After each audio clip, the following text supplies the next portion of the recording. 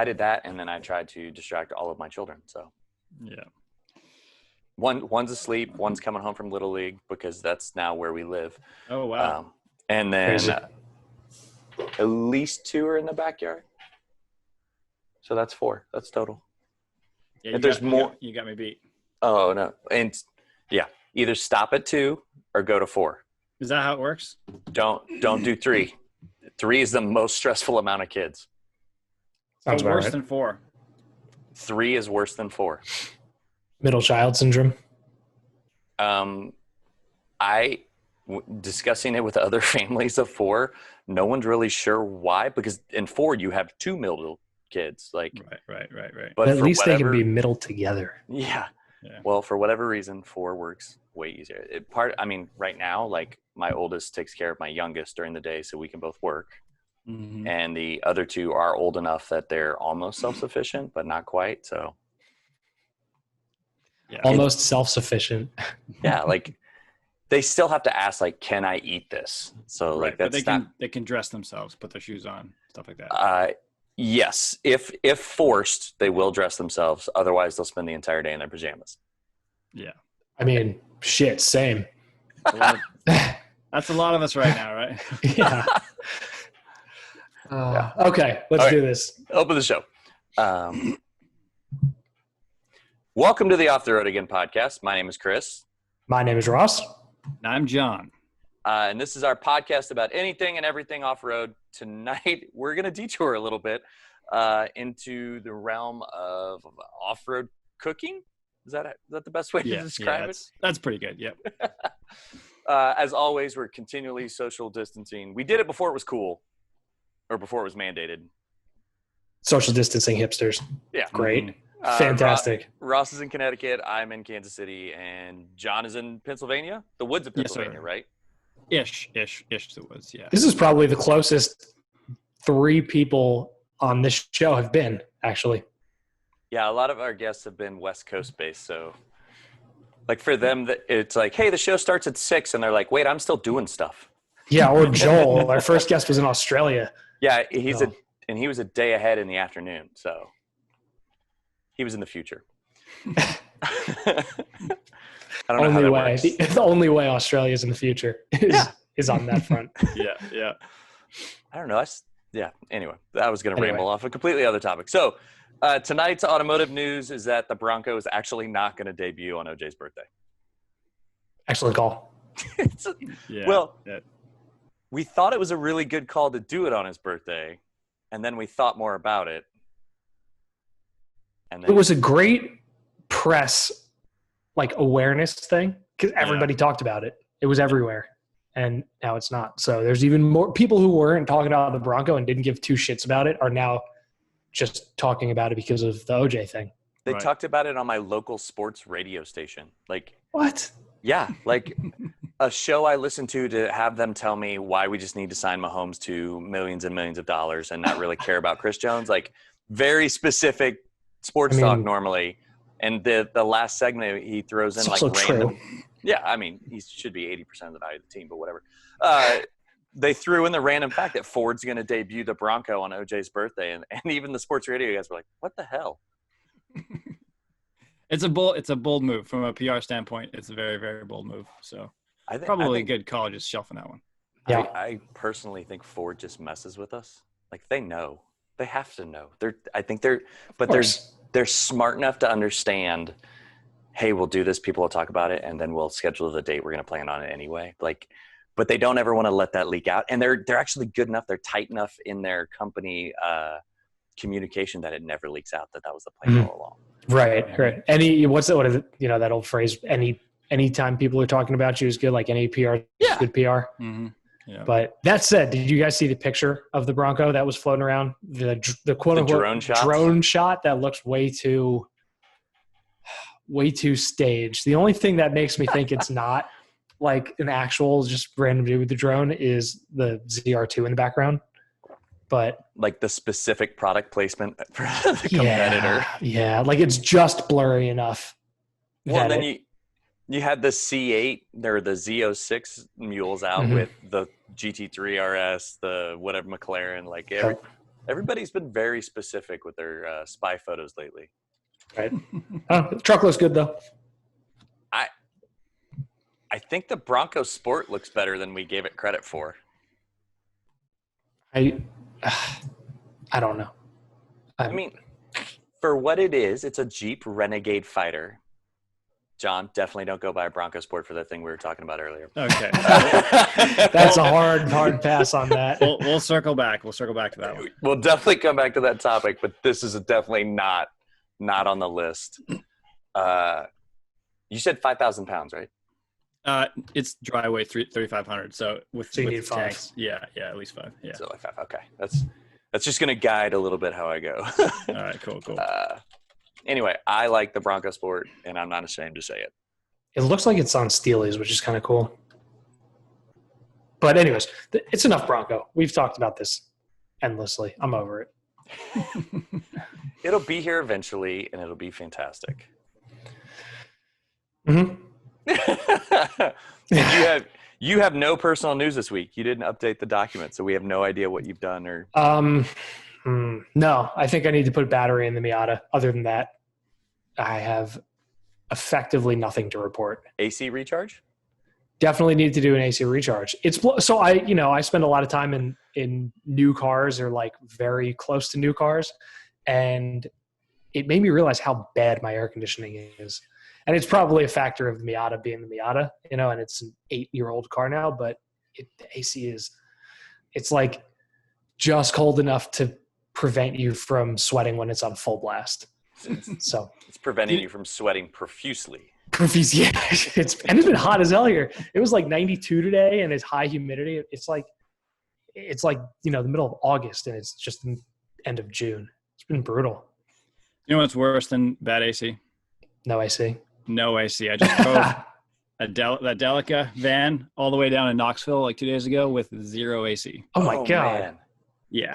So, can you crack the back windows at least and get some like wind tunnel action going, or is I had windows down. I mean, I was deaf in my right ear by the time I got down there. Oh.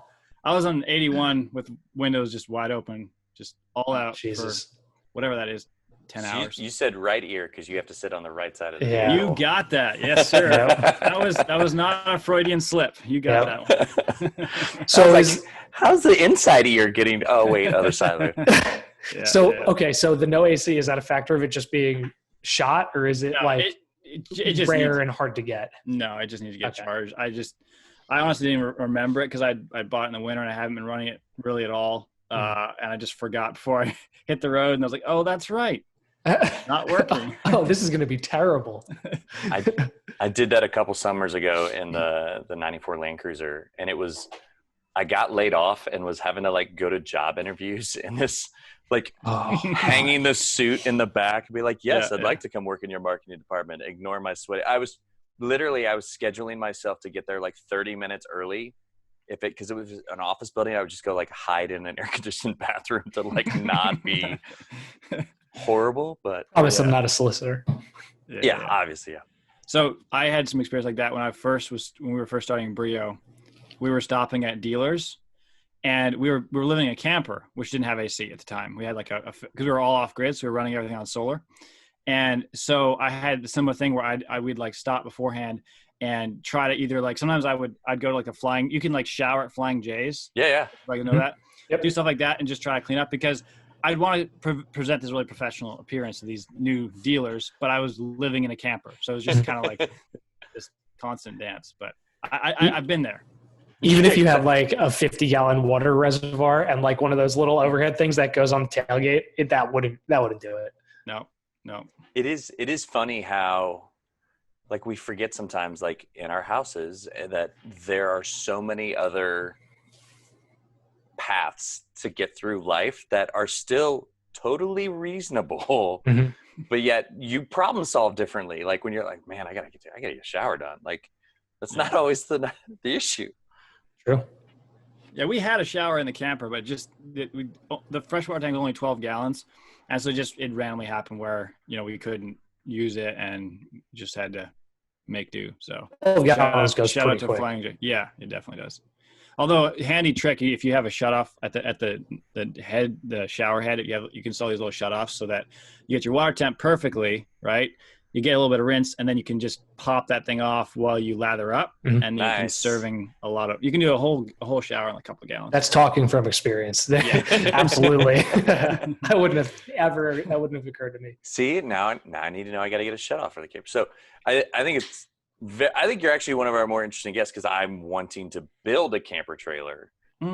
So you might have a lot of quirks that I want to pick your brain on later. Because I want to go bigger than 12 gallons. Yeah, I would recommend it. Yeah. What size would you go with? Like, you have a new camper, right? Yeah, it's 20, which is better. And then I have like another 20 or so in freshwater tanks in the truck. So that gives you like 40. It depends how lightweight you're trying to go, because obviously the bigger your tanks, if you are taking it off road, weight's obviously water's heavy. Deal, so yeah, what is it? Very, very heavy. 8 pounds a gallon. That's heavy. It's heavy. Yeah. Ross reversed that last show. Oh my God, I forgot about that. He said 8 liters to a gallon, or 8 liters to a pound. Or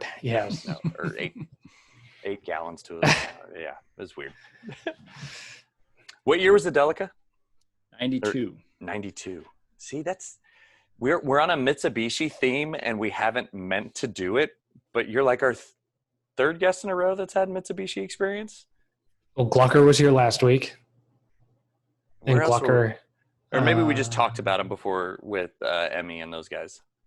Those guys. I think so. Oh my gosh. I'm those sorry, guys. Ladies. Both women. I'm calling them Yes. guys. And so where'd you get the Delica from? How, was it an importer? How did that work? Okay. So I did not know that they existed. I didn't know that they were a thing. I thought, so basically my transition was, when my wife and I first got married, we lived in a casita camper for 2.5 years when we were starting Breeo. So a casita, if you aren't familiar with them, they're those round fiberglass bubbles, basically made in Texas. Ours was 17 feet long, and we've towed it with Jeep actually 2 different Jeep Grand Cherokees. The first was the V8 and the second was actually the diesel. Anyway, so diesels are good. Yeah, so we sold that. Bought a house in the middle there towards the end, sold that, didn't have anything. And I was kind of planning my next rig. And we were thinking van, mainly because there's just certain spots we got to a lot of spots during those 2.5 years, but there was just certain spots we couldn't get back to with the camper. And so we were like, well, let's do a van build. Plus then you're all more contained. So if we do international stuff or more sketchy, like South American areas, you're in the vehicle. Yeah. Right. So I'm on Craigslist. No, Facebook Marketplace. I'm just scrolling, looking for a van. Dangerous. And very dangerous. And I come across this photo of this van in Allentown, PA, which is just like an hour away. And I'm like, what the heck is that? So I'm like, so I take the name, Google it, 4-wheel drive, diesel. So I'm like, okay, I'm listening so far. Yep, you have my attention. And I'm reading all these reviews, people talking about how insanely reliable they are. They can crawl, short wheelbase, all this stuff. So I'm like, I'm gonna go look at it. So this is in the middle of it wasn't a snowstorm, but there was a bunch of snow on the ground, and it's pitch black outside. I drive up to Allentown, and I'm on Google Maps, trying to find this spot, and I turn this corner, and 100 yards away in the glow of the street light, I see this Delica. And at that moment, I'm like, I'm buying that thing. They just not look even a question. So cool. Yeah. They look cool. great. They really do. So for me, so I talked to a bunch of people that just don't get it. Especially bigger rig people, because they're kind of little and cute, but I've never driven a vehicle that gets more comments. Every single time you stop for gas, someone's asking you about and probably it's because it's right-hand drive. So anyway, so the guy was an importer who brings them in always for somebody. He'll have somebody, he'll buy it for somebody and bring it across. And he had just seen this one pop up, didn't have a buyer for it, so he just brought it in, gave me a pretty good deal on it, got it, and then I was expecting to go right into the van build. We got busy, but at that point we had one kid, Weston. Expected to go right in the van build, just got super busy with Breeo. Had a friend of mine who's got a professional auto body shop, changed the color. They kind of come stock with this sort of weird two-tone, which I didn't like. So I went with almost like a military forest green, and it turned out great. And then that's where it stopped. And then second kid came along, and I'm like, these things are smaller than like a Vanagon. Like they're smaller than a VW. They're deceptively small. They're very small inside. Yeah. And I'm 6'3", and then we got 2 kids, and I'm also doing a lot of stuff for Breeo on the road, so carrying fire pits, film gear, and I'm just like, there's no way. I mean, I don't care if I do, rooftop tent, a rack on the back, everything. There's just I won't get it all on. And if it comes down to like not being able to do content for Breeo versus or like bring the kids, it's like then it just doesn't work. So I made the difficult decision to part ways with the Delica. So did it have the crystal light roof? No. The glass. Oh, that's what it was called. I thought it was like Space Dome or something. No, that's something else. Sorry. That's in the name. It's Mitsubishi Delica. Space gear can be part of it, and then it can have the option of the crystal light roof. I'm tall too, and I'm about 6'3", 6'4", and I really like the idea of a Delica for the same reasons that you probably got sucked into it. For the vibe it gives off is just awesome. It's so great looking, but I think I'm too big. Probably. And I've heard the turbo diesel isn't quite what we would hope for highway speeds in the U.S. Yes. Like I said, I just drove it all the way down to Knoxville because I'm such a nice seller that I hand delivered it to the buyer. I'm actually not that nice. I was going there anyways, but I drove the whole way with the windows down at 65, 70 downhill, and trucks just hauling past me. I'm on 81 the whole way down through Virginia there. And yeah, that's another downside is like, if I want to do a lightning fast trip, let's say the Midwest, and I want to drive through the night, get there quick while the kids are sleeping, you're rattling along at 65. Yeah. It's not going to work. Yeah. Okay. So you had 2 Grand Cherokees. You had a V8, guessing the 5.7, and then that CRD diesel in the WK. weird, it's like a Mercedes engine, right? Yep. Yeah. So I imported that one I'm from Ontario originally, grew up there. Okay. And I bought this stupid thing in Ontario, which was just a terrible decision because, first of all, so fun fact, if you ever import, or maybe you guys know all about importing, but if you I imported a 4Runner. Okay, excellent. From Canada. From Ottawa, which is like pretty close. So did they give you the letter of compliance right away? Yes. Okay, so I imported some VWs. They gave me a letter of compliance right away. Super simple. Do not try to import a Jeep because they refuse, for whatever reason, they refuse to give you a letter of compliance. So I actually had it all the way. They let me across the border, but they didn't like stamp the import paper. So I actually had to take it back up to Buffalo like a month later and have it impounded with an actual importer for 30 days before I could take it back. Reapply? Yeah. Because they wouldn't give the letter of compliance. So that was a whole fiasco. And then, oh my God, of course, it'd been getting salted it was like 2008, I think. So it was, it had some miles on it, and it was just rusty underneath. And I just fought that thing for all 2 years I had it. And also, like, Jeep guys don't know anything about it because the engine's different, and then the Mercedes guys don't want to touch it. It was right. It was great, but it wasn't great. Right. Whereas, like, the V8 was just a beast. I mean, that thing never gave me any complaint. I think that was like a 2005.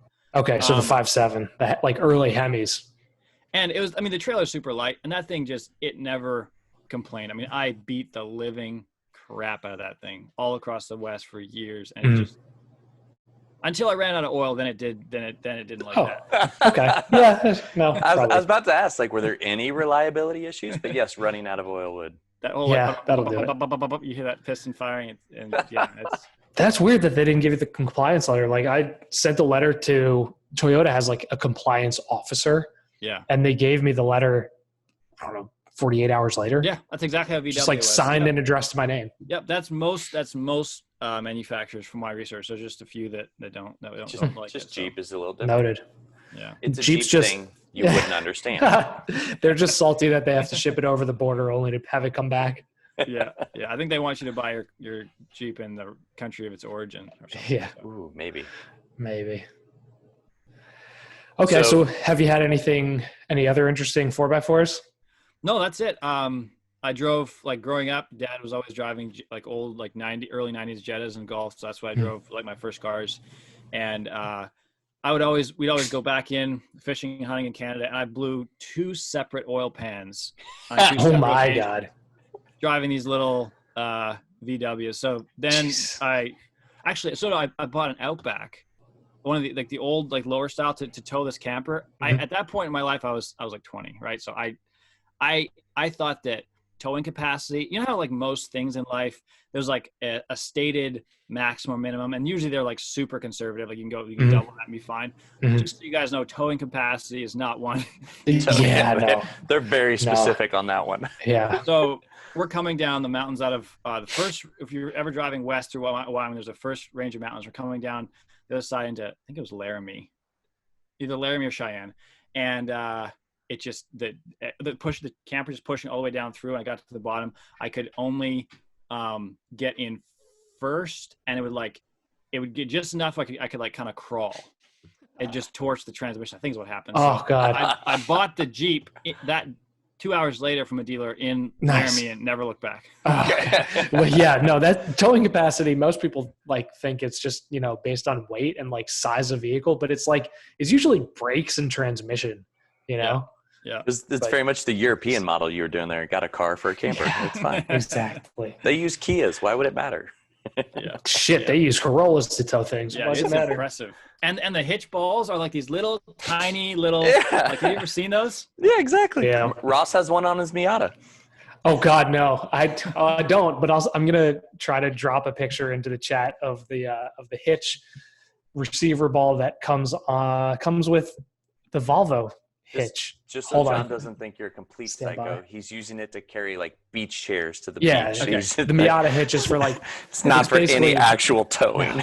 It's strictly like beach chairs, and like I am going on a trip and I have to bring an air mattress. I can't bring an air mattress and also bring beach chairs, and it's in the car's current state. I'm worried about your chips that are requiring beach chairs and air mattresses. I'm a little concerned. Well, they're 2 months out still. They're very, very hopeful trips, especially considering we're on 14-day quarantine for people coming into New York and Connecticut now. Yeah, I saw that today. Crazy. Like, how are you going to police that? Good luck. Who knows? Okay, hold on. I'm going to try to... I'm really enjoying my Midwest nobody around.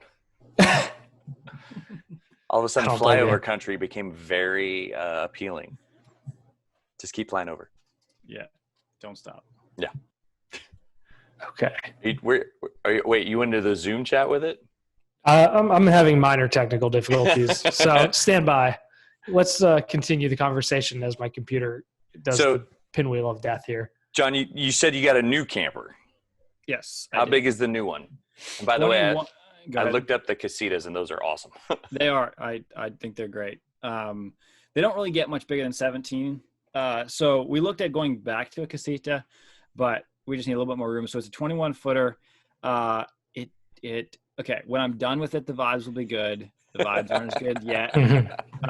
Because it's not vintage. It's like 2019. It is so I get this. The freaking RV titles are so long. It's a Forest River Cherokee Wolf Pup 16 BHS. Wait. My favorite part is Google prompted it once I got to Cherokee. Wolf. Yeah. Wolf Pup 16 BHS. Yeah. I mean, that's a string of words I've never typed before. Yeah, for sure not. So I dropped that picture in. So, you have to look at that. Oh, that thing's nice. Where's the picture?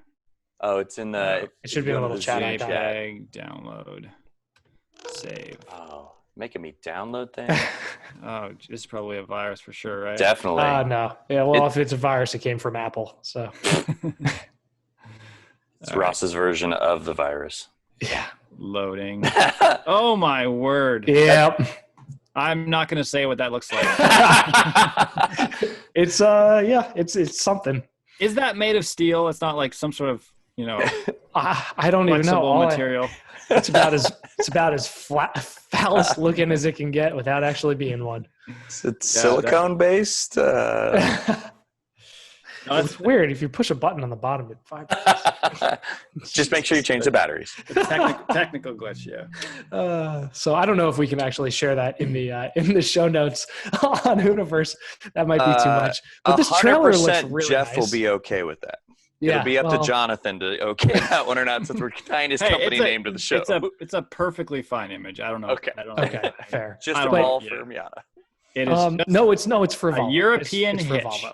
Yes, Oh, very, football. very, very European. But Yes. this trailer is killer looking. Like that's Okay, really so nice. it's thank you. I don't yet agree, but when I'm done with it, I'm probably gonna do like a I'm gonna take all the lettering off, and I'll probably do like a Breeo partial wrap, and then I need to lift it, put bigger tires on, and solar, and like maybe a light bar. Is it a solid axle all the way across? I don't even freaking know. Light bar? Why? Why not? 'Cause So underneath the awning, there's already a LED light strip. right. But it's just not very strong. So if you just put a light bar there, you have your awning, not like maybe like a Got it. dimmable one, then you can light up your whole campsite underneath the awning. That's what I thought. He was going That for. makes sense. So Dude, the I haven't layout even looks looked. nice. The layout is super nice because it's only 21 feet. You got the bathroom has a totally separate shower rather than the shower head being over the toilet like a lot of the compact ones are. Yeah. You have a dinette, which is a bed. You have a queen size bed, and then the X factor for a dad. There's bunk beds in the back. Ooh. That are just like permanently up. So you have your dinette isn't constantly up and down to be a kid's bed. It can just stay a dinette, and the kids can sleep in the bunk bed. So I picked up for like $12,000 from a dealer, which I was really happy with. It's almost impossible to buy a camper right now, by the way. Like any orders placed with factories for most brands are in September right now. They're so backordered because the RV industry is just going insane right now. I bet. No one wants to fly. Yeah, everyone's canceling their Disneyland plans, and they're either investing in the backyard, which is great for Breeo, or they're investing in RVs going camping. Yep. Which is also great for Breeo, actually. So I did the same thing in my backyard. I had a pergola, and I ripped all the wood off the pergola and put polycarbonate on top of it. So now I have another 200 square feet of mostly 3-season usable space out there that, for a minimal investment, made living at stay-at-home much easier. Right. So that's the camper. I don't know what the options are for lifting. I literally haven't even looked into it, but there's got to be a way we can figure out to get it up a bit, even if just like the biggest thing I'm just trying to do is get higher clearance. So when we lived in the casita, we didn't plug. I think we plugged in once in 2 years. Like we Oh just my God. never plugged in. And we had solar, and we were in the West a lot. So BLM land, Bureau of Land Management, you can camp for 2 weeks with no permit, and same with National Forest land. So basically the way it pretty much always is you're rolling back these logging roads. There's a great spot for a campsite, but 300 yards further, there's an even better spot, but the road's washed out. That's like every single time, right?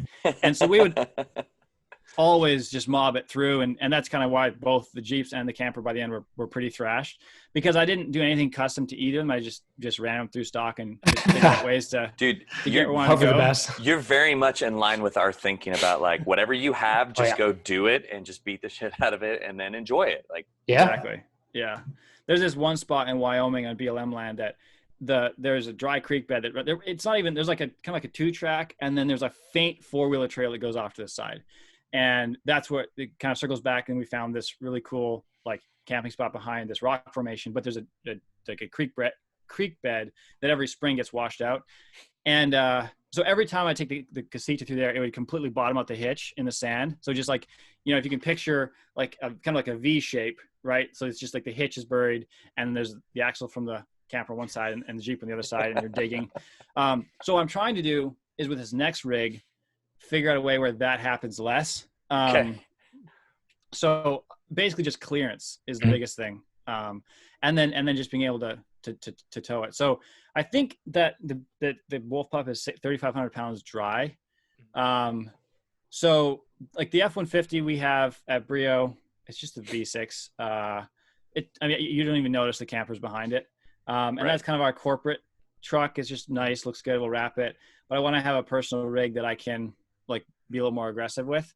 So I am just starting from scratch as far as like, I know it has to be a truck. It can't be, I just go back to a Jeep probably, except that I want to have room for more fire pits, more wood, stuff like that. We're doing a lot of like cooking events with people. So I want to be able to support that. So it's gotta be some sort of truck bed, and also have enough room in there to store, have 2 kids and parents. So what are your ideas? What's your rough budget? Let's say like, okay, so I guess we should preface it by saying how new versus how old are we going? I've always driven older vehicles. I mean, clearly, and I'm not opposed to that. I think it's like more comes down to reliability. So budget, I mean, let's say 12 to 30. Oh boy, shit. I love this game. Yeah, this is gonna be fun. Okay, I have. All right, Chris, you want to start or you want me to start? Because this is gonna be fun. This is playing with somebody else's money here. So usually we're just fucking up our own bank accounts. I do have an idea for the trailer. If it is an axle all the way across, there's a company named Timbren, Timbren. Sounds familiar. Let me write that down. And they make a axle-less rear axle. That's right. And I think they have one that's rated for, I think it's 7,500. Which, if this is 3,000 dry, I think they're rated at like 3,500, 5,000, and 7,500.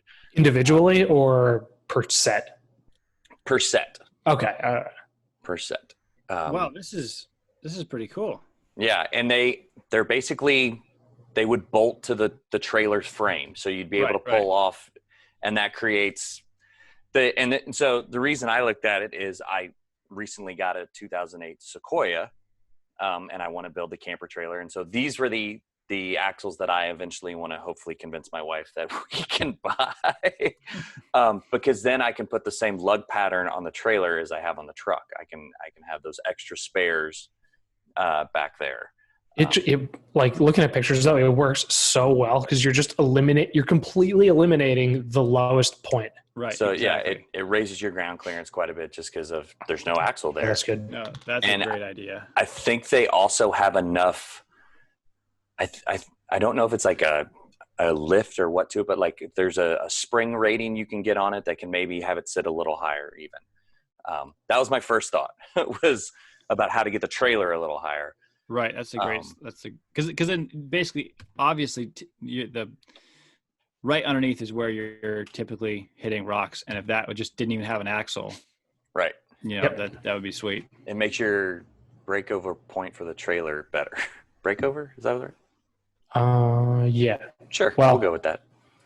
The other thought I had is, I don't know if you want to modify the actual hitch.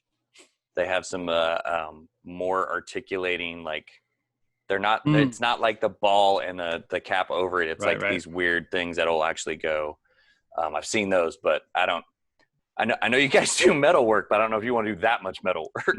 That's fab. That's full on fab. Yeah. No. As for truck ideas, oh man, 12 to 30. I gotta buy the best, nicest Tundra you can afford and put either Fox, Icon, or King suspension on it. Okay. And leave it at that. Do like a wrap and bumpers if you want and lights. Right. But I would say just the best Tundra you can get. Yeah, because I mean, it sounds like you want something that's going to kind of not cause any headaches whatsoever. Yeah, I don't like. My dad enjoys tinkering with vehicles. That's why he drives 92 Jettas exclusively. When I was a kid, I helped change engines. I helped change transmissions, radiators. I'm sorry. He's done. Yeah, you got your hands full with other stuff. Yeah, maybe like later in life, but right now it's like it's just got to work. So they're reliable. You're saying? I mean, Chris has multiple of the V8 Toyotas, and they have 300 plus on them. Well, no, none of them have 300 plus yet. So what about the Forerunner's only at 260 something. We've been in lockdown for a while. I haven't been putting miles on that. Fair. Okay, I stand corrected. And that's the 4.7, which basically, if you run into the 4.7, it's every 90,000 miles. It's a water pump and a timing belt. Yeah, but that's like 5 years. Seriously, that's pretty minor. 1,500 to $2,000 to get that done at a dealer. Right. The 08 Sequoia is 182,000 miles, and that's the 5.7, which is what you'll probably run into in most of the Tundras.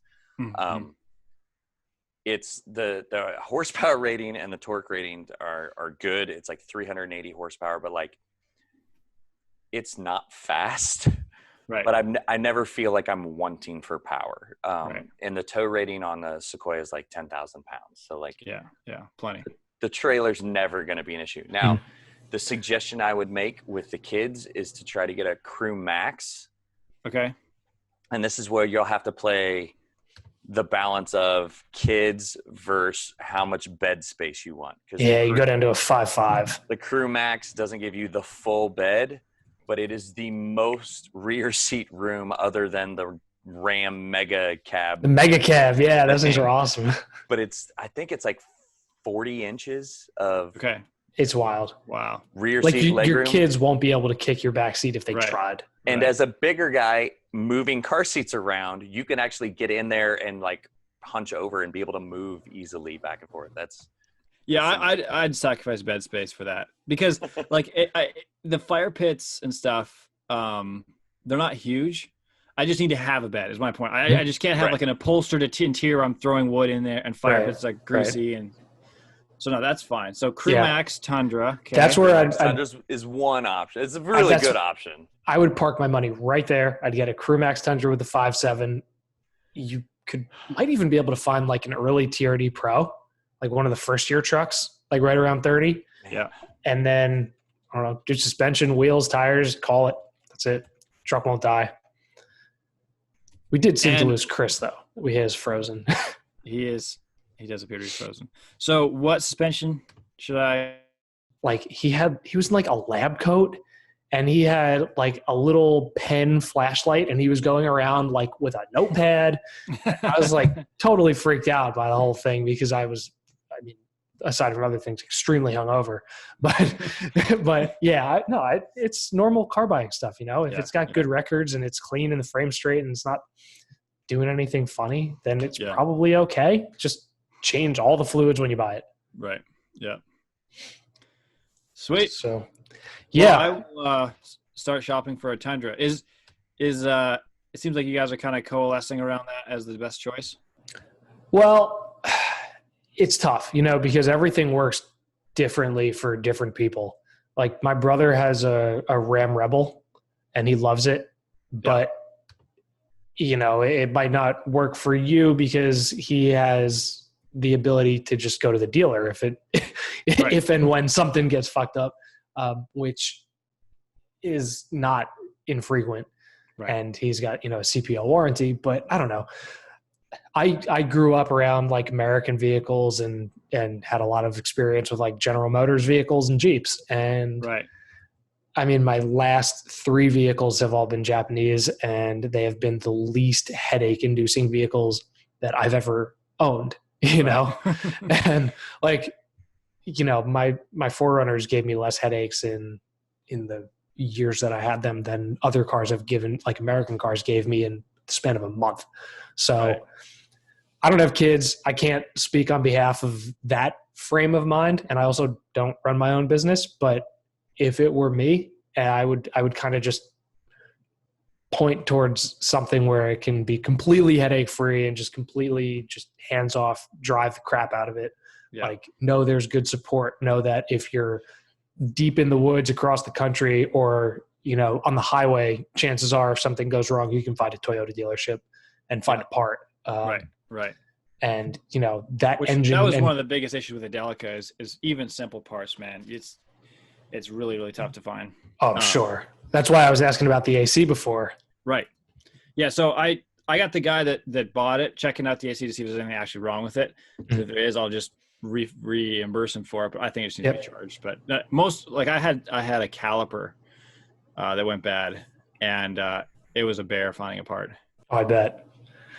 But that's weird because doesn't the Delica share a lot with other Mitsubishis from that era? The only one it shares some with some parts is the it's like a late 80s, early 90s. What is it? I thought there was some overlap with like the Montero of that generation. Yeah, the Montero. Yep, exactly. So there are some, but there's just weird stuff. You know how that is, like just weird stuff you got to just bring in from Japan. Right. I think as they become more popular, there'll be more and more US-based sites where you can get a part in 2 days. Mm-hmm. But it's one of those cars that you definitely wouldn't have wanted to own pre-internet. Makes it a lot easier now. Yeah, I bet. You can't overnight parts from Japan? God damn it. Fucking knew that was coming. Dude, if I can't get a Fast and Furious reference in per show, we have an issue. I hope there's a Delica in Fast and the Furious at some point. There hasn't been yet. There was one in like an indie like a zombie movie shot in Europe, an indie zombie movie that they Really? it's Indie sick. zombie movie. What movie was that? Was it the Swedish one where the zombies were also Nazis? God. I don't believe it was that one. There's a lot of indie zombie movies. I didn't actually watch the film. I just saw the photos of the car in a bunch of forums. But let's find a photo of this Delica. This thing is sweet. Okay, I'm gonna need to find out because or maybe it was a heist movie. I think it was. It was just like one in the background of like 28 Days Later, and nobody's ever noticed it probably. Or maybe I'm trying to remember. I think maybe there was bank robbers that jumped out of it. I forget. I'll find after the show. Okay. But it was in some. I was down some internet rabbit hole on Delica forums, and I found this guy that had modded it out, and it was probably the sickest Delica I've seen. Is it the red one with the spare tire on the front? It's not red. It's like post-apocalyptic looking. Like they sprayed it with some weird, not zombie movie. So it's almost this is model car forum. How? What? Like Google? Come on. So is it almost like Mad Max style? Yeah. It's more Mad Max style. That sounds awesome. I can't remember how to spell post-apocalyptic. Okay. Oh God, these things are so cool. Seriously. All right, here we go. Got it. Okay, hit us. What you got? All right, let me go ahead and this thing is so sick. That's right. They put let me just show it to you here. Let me just get looks like there's a Pinterest pin with it. Post-apocalyptic Delica. All right, does it have coming like in chat? Cage over the windshield? Yeah. Yeah. With like an orange light to the left side kind of thing. I chatted it to you. Looking now. Yeah, I the same one. That's straight out of Mad Max. I've never seen a snorkel come out from like the fucking wheel well. Yeah. That's yes, awesome. you have. Yes, you the have. Back of a wheel arch? On the what? Toyota coaster the 26 coaster, I was like, this is what I should get to camp in. I'll fit all my kids in it. Is that where it was on that? On that too, because the engine's literally sitting both between the driver and front passenger on both of them. Hold on, stand by. Has some odd promoted posts in this Delica page. All of a sudden, there's a bunch of fitness models that showed up there. I'm not sure how that happened. Thanks. I think Google knows too much. Yeah. Oh, I got bumped out of Pinterest. There's some weird like Russian Delica stuff going on too, like Mad Maxified. If that's are you sure it's Delicas and not the UAZ 452? The red vans. Am I sure? No. Not entirely, but I'm also very confused by the other suggestions on Pinterest right now. Yeah, exactly. Watch yourself. Yeah, close. Okay. Close. There's a reason I don't go back to Pinterest. Yeah. Only for work. Okay, that's pretty cool. So, moving on. I'm going to be shopping for a Tundra Crew Max 5.7. I'm going to get King Icon or Toy Tech suspension, better wheels, and just get the best Tundra I can buy. Sounds like a good plan. I do think we lost Chris again. We are having a shit internet night. Well, you and I are fine. He's having an internet night. I know. It's so weird. Like, I know a few people out west who have just had full-on, like, cell phone outages. I know there were some, like, crazy widespread outages down there. Yeah. The only outages we had a transformer explode at one point. But other than that, totally fine. Yep. Knock on wood. Watch 5 seconds later, you know. What do you guys do for internet and like cell service and all of that when you're traveling? So Verizon, if you're in the West, Verizon is still the best. So we have Verizon, then we have a cell phone booster, which runs off of DC power. They're like $300. They're kind of expensive, but you can find them on Amazon. Truckers use them, like long haul truckers when they go through. So basically it's got an antenna. I built like an extension for it. So get like 15 feet up. And then I just set that up beside the casita and run the wires. And then there's basically all of your, like any phone within, I think it's like 10, 12 feet will be boosted signal. And then we just run a hotspot off of the phone to laptops. Because for a while there, I was like the main or the only office employee at Breeo for the first, year or so. So if you called the 1-800 number, it came to my phone. And like half time I was on a mountain somewhere. So, right. Taking a phone call while you're at like 5,000 feet. Oh, yeah. That's awesome. But no, the cell phone boosters actually work great. They don't, if there's zero signal, usually they won't help. But if there's like, half of one bar and you have a booster, you can get like full bars or, 3-4 bars. Wow. That's wild. So they're definitely worth it. Sounds like it. Chris is back. This is a freaking nightmare tonight. My internet's been so stable. Your kid's sitting downstairs pushing the on-off switch on the router. Dude, I just walked downstairs. The TV was on, a Nintendo Switch was on, a Kindle's on, a cell phone. I'm like, can somebody log off tonight, please? Give me 20 minutes. Oh. That's pretty funny. I felt like doing a Seinfeld bit downstairs. What is going on? What the hell's going on? I don't even have a good Seinfeld impression. So, did you get a chance to try the product here?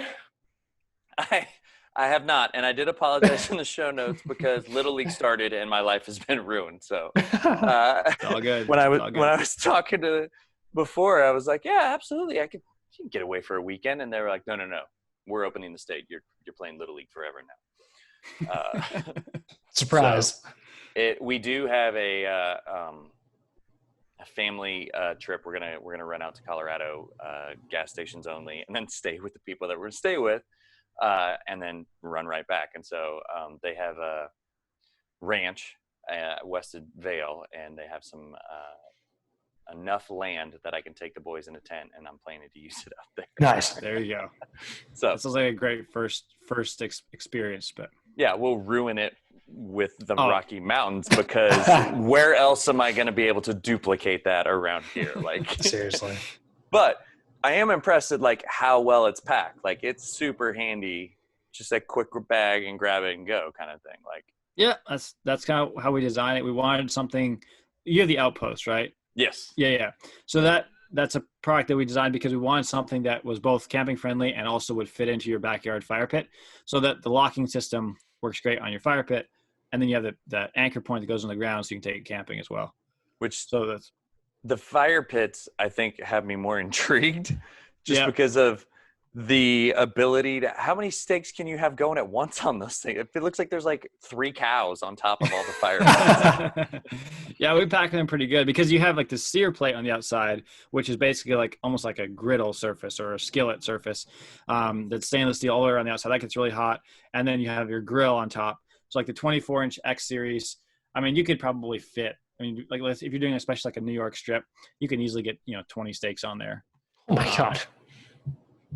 And they cook fast because you got almost 1,000 degrees. So you're cooking, a couple minutes. So we don't believe in that New York strip here. We have KC strip. KC strip. Oh, okay. The cows are here. We have to call it something different. Fair. This is brilliant though. Like I wish I thought of that. They're a little big. Like that's why I designed the Outpost. They're definitely more of a backyard product. We have some that are a bit lighter, but we make them right here in PA, and they're chunks of steel. Like we build them to their lifetime warranty. So that's the only thing with like an overland, like especially if you got a smaller rig, the Outpost, if you're just cooking over fire, is your best gig. But you can, I mean, like the 19-inch double flame is all stainless. It's 40 pounds, so it's not that heavy, but it's definitely a chunk. Yeah, very cool. I like the idea of smokeless fire pit. That's especially with kids. Like I feel like every campfire, they're constantly just like, it's stinging. Like just smoke, but one breeze and it's in your eyeballs. Yeah. And then the breeze always follows you. Like it's every time. Picks one person, right? Just Right. chases Seriously. them around. So when you guys started, like, I think on the background, I haven't pulled up any other internet windows because I'm trying not to crash my internet right now. But I think on the background it said you guys, you are now completely manufacturing here in the U.S. Before, what were you having to do? Like, was it a little? So it was always just in the States. We just didn't always manufacture everything in-house. So we had like different sub shops. It's always been 100% American made. But it was like different sub shops before. And then like 3 years ago, we merged basically my partner and I, it was called Breeo Industries for like the first 3 years. Our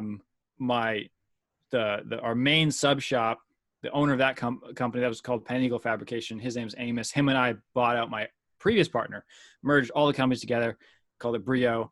And that was in January of 2017. So three and a half years ago.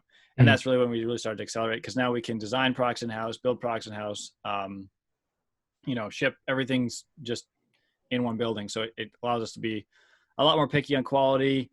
We can turn around new products a lot quicker, just kind of a better, lighter, system. nimbler. Yeah. And you'll have to excuse me if I missed this earlier. Is the Tundra camper set up so you can just roll to all the overland expos each Seriously. spring? It'll need to be. Let me plug in my laptop. It's about to die. Just give me one No, second. I totally get it tonight. It's one of those nights. Night of technical difficulties. Oh my gosh. Jeez. So clearly you're going to have to send me these files that you're now recording. Yeah, if I can find where they end up on my computer. I was working on something last night and I somehow created a file that I can't find. Like I know it's on the computer. I don't know Even where. in the Finder window? Even so, it shows up in the Finder window, but then there's no way to trace where that file exists. Yeah, that's where Apple gets me sometimes. Yeah. So just living in the abyss. All right, Ross, you're running the show because I can't pull up show notes. So Okay. Stand by. I was just making sure we're still recording. it is. I still see the light. We're good. Contingency plans. Oh God. Now Chrome is giving me the little pinwheel. Hang on. All right, I can get to mine real fast. I'll risk it again. I effectively yelled at enough kids to scare them to off devices. I think we're okay. Okay. Oh, nope. Did you talk through how you got into starting a fire pit company? Did I miss that part? That's, I think, the sentence that's extremely blurred on my Google Chrome right now. So I just want to know, John, how you got into actually making fire pits. Like how you got there. Sure. Let's see. Rewind here. So basically, my background's marketing. That's what my degree's in. I was working for a marketing agency here in Lancaster. I moved out from Canada, finished my degree down here, and then I was working with this agency. We did a lot of like print media, stuff like that. And I had a lot of clients out in Ohio. And there's like a kind of like a manufacturing hub there. There's like an Amish community. They do a lot of manufacturing, like furniture and stuff. And so we had a lot of clients in that space. And one of my colleagues out there is like, hey, dude, there's this Amish guy that invented this smokeless fire pit. You should check it out. And I was kind of getting sick of the agency world. I was looking for something more like in some sort of like, consumer product, something like that. And so I met this guy and he showed me this product. I'm like, dude, this has he had like a working prototype. It was good to go. Just no one had ever heard of it. And I'm like, this is a great, I think a lot of people would love this if they would have more exposure. Mm-hmm. So him and I kind of got together and partnered up. He was the original investor. And so him and I started Breeo Industries with that original product. That was in the spring of 2014. And so we took it to Salt Lake City for the HPBA, so the Hearth Patio and Barbecue Association trade show. Every year it moves around. That year it was in Salt Lake, and it ended up winning Best in Show for Most Innovative Product. So that was pretty cool. Wow. Did the initial prototype already have that? Oh man, I'm not gonna be able to say sear. No, the sear plate. No, that was actually 2019 launch. So that was a pretty recent addition. Mm-hmm. But that became the best song on the site like the week after. So it hasn't stopped since then. Yeah. That was fast. So that was kind of how we got started, and then just kind of grew it mostly through a dealer network for the first few years. And then the last 3 years, basically since our merger, we've also really become a lot more aggressive in e-commerce. It's just a great e-commerce product, ships in a box. And some of the bigger models are ship on, LTL and pallets, but So We can now, talk about LTL in a little bit. I got a story. Oh boy. so yeah, that's basically the backstory. Sweet. That's pretty cool. No, I like it a lot. I got enough kids for s'mores at fire pits make a lot of sense. Seriously. by I feel the way, like so a s'more hack for you real quick. So we were making last night. Today I drove all day getting back from Tennessee, and last night we were down there and we were doing a video shoot up on this like double decker deck looking over this lake. And so we had a group. We were doing like some fire cooking. And we were doing kind of like a campfire scene, and I was dropping some tips on s'mores. And one of them is if you have the sear plate. Have you ever noticed with a s'more when you squish it together, because the chocolate is still cold, it just sort of like the marshmallow squishes out and the chocolate's just sort of just this block in the middle, right? Yeah. So if you put the chocolate on the graham cracker and then slide it onto the sear plate for like 30 seconds, it gets like starts getting melty. So then when you throw your marshmallow on, the marshmallow's heat doesn't have to do the heavy lifting of melting the chocolate, and you squish and boom, it's just everything's perfectly together. Yeah. that's going to be life-changing for some people. Seriously. Well, it makes me think about how I can use the outpost to get that to you can do the same thing. You can do the same thing. Seriously. Just slide it on the side of the outpost over the fire. Yeah. You're just gonna have to keep the grill like a little off the side. You don't want to be right over the flames for that. Yeah. But you can do the same thing. Yeah. Dude, I like That's that a lot. amazing. It's really brilliant. It's about 60 degrees too warm for s'mores here, but I know exactly what I'll be trying come time in the fall. But It's definitely not the time of year. No. But I feel like the products, like you guys hit the market exactly at the right time, like right as the explosion of overlanding and self-sufficient camping and living like really happened. Yeah. And then of course with COVID, everyone's in the backyards. And so it's just everyone's putting a lot of energy into either backyards or camping, and both are great for us. So we're super blessed in that way. Yeah, it's really nice. Yep. So my quick LTL story is I ordered a Thule carrier to, put on top of the truck so we could travel. First one showed up with a crack in it, sent it back. Second one didn't even get delivered, damaged in transit. Yeah. I'm starting to really wonder about these things that are supposed to be like the best cargo carriers out there that they can't even survive getting to me. The shipping industry right now is it's just a mess. And so you're having carriers that are sourcing things out to less reputable carriers, and people are running into things with forklifts, and it's a mess right now. And they're renting trucks from Penske and from all the other guys just because there's such a massive overload of shipments right now. Yeah. Dude, the pickup to return the first one was supposed to be between 3 to 6 p.m. They showed up at 6 a.m. Oh boy. It's like somebody typed something wrong. Got that window a little off. Yeah. All right. Based on our internet glitches, I definitely think we have our time. Maybe. Yeah. I don't know. Scared of what may come. John, do you want to promote your social media? So Breeo, you can find us, Breeo spelled Breeo, and on social and online, it's just Breeo.co. So Breeo.co on Instagram, and then just Breeo on Facebook, YouTube, and then Breeo.co is our website, and that's where you can find us. Very cool. And hopefully find you guys at some expos once things open back up. Yeah, that'd be fun. Yeah, if you want to get hungry, follow them, because seriously, that's generally what happens to me. Dude, my wife and I watch a lot of cooking shows and competitive cooking shows, and we stare at a lot of pictures of food. And some of the pictures on your Instagram are like, I look at them and go like, what the fuck? Like, they're so how? good. Yeah, how? It's wild. Yeah, we have a lot of fun with that.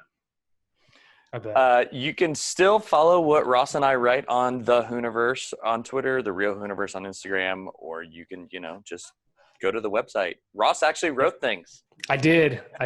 Much to Jeff's anger, I wrote something throughout probably 3 times as long as it needed it to be. But yeah, we already gave you crap for your SEO.